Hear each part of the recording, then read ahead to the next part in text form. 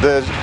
tool of Genesis could serve the U of N by having people who are really experts in their field brought into whatever classroom anywhere in the world, so that we could have the best quality teaching, because we would be able to get that person no matter what location they're at in the world. Suppose they're a South African, and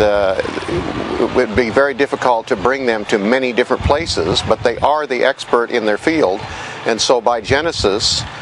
we could get the best teaching from anywhere in the world to any other place in the world. The way we can reach out and multiply the Genesis through Genesis is, I see, basically two ways. Number one, every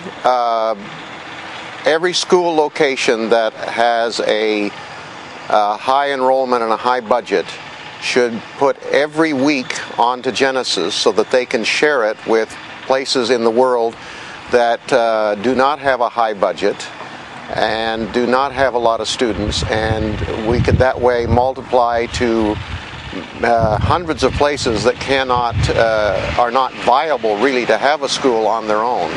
Well, the school and the students would be enhanced greatly because they would be able to hear a wider variety of speakers than the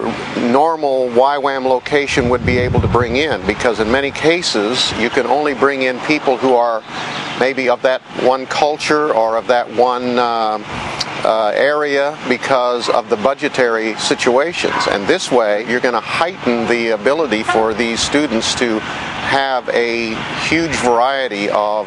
perspectives and understandings in their study.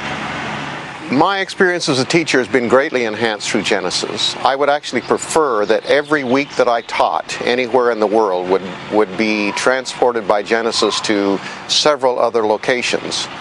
because as a teacher of a certain age, you realize that you only have a certain amount of weeks in a year, you only have a certain amount of years left in your life, and so I can teach 4 or 5 or 6 locations in the world